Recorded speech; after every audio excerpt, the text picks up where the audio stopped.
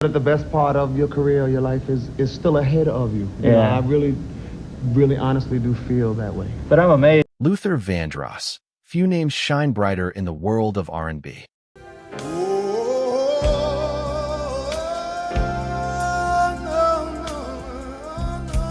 With one of the smoothest, velvet voices in music history, he could make audiences melt with hits like Never Too Much and Here and Now. But behind that silky tone and polished charm was a sharp critic with uncompromising standards. Luther's reputation as a perfectionist didn't just shape his music. It also created some of the most talked-about rivalries in R&B history. While fans swooned over his ballads, insiders whispered about his icy feuds, fiery opinions, and professional grudges that sometimes lasted decades. As a session singer and as a jingle singer, well, for like Chaka Khan and Roberta Flack and David Bowie and Carly Simon. Tonight on StarLoop News, we're pulling back the curtain on Luther Vandross's most legendary rivalries, the battles of talent, ego, and soul that changed the industry forever. Let's start with Teddy Pendergrass.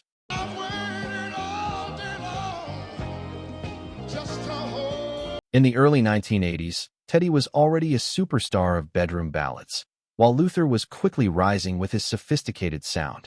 Instead of joining forces, the two became rivals for the same audience. Backstage at the 1983 Soul Train Music Awards, Luther reportedly dismissed Teddy's style as raw emotion without precision, while Teddy fired back that Luther was too polished and lacked street credibility. Their feud turned cold and lasted years, each refusing to acknowledge the other in public. At number 5 is Anita Baker.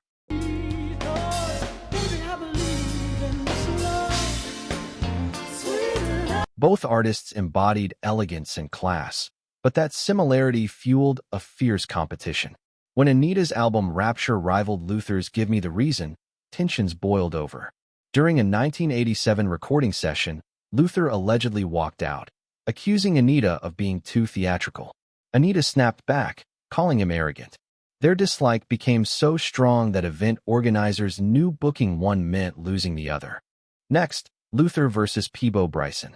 I just can't believe you're not lonely. These two were both gunning for the crown of Duet King.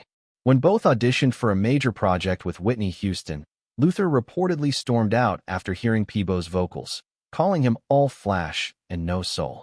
Peabo hit back, saying Luther's perfectionism made him impossible to work with. When Peabo scored the iconic Beauty and the Beast duet with Celine Dion, it sealed their bitter rivalry forever. Then came Jeffrey Osborne. I'm crazy about you, baby, can't you see? After Jeffrey went solo, comparisons to Luther filled the airwaves, something Luther despised. At the American Music Awards rehearsals, Luther reportedly criticized Jeffrey's high notes, only to be told he was a one-trick pony. Promoters tried to book them on the same tour, but Luther refused to share equal billing. Their rivalry became one of the most notorious behind-the-scenes dramas of the 1980s. But one of the most heated feuds was with Freddy Jackson.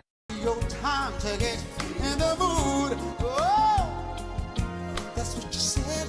When Freddy burst onto the scene with Rock Me Tonight, critics called him the new Luther Vandross. Luther felt disrespected and reportedly confronted Freddy face-to-face at a Soul Train Awards afterparty, calling him nothing but an imitation. Freddy fired back, accusing Luther of being a has-been threatened by fresh talent. Luther even pressured promoters and radio stations to limit Freddy's opportunities. This feud turned brutally personal and lasted for years.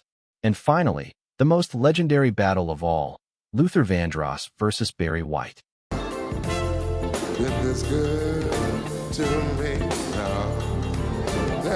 Barry was already an icon of love ballads when Luther began climbing to fame. According to insiders, Luther dismissed Barry's deep voice as a gimmick. Barry, in turn, saw Luther as arrogant and disrespectful to the pioneers of soul.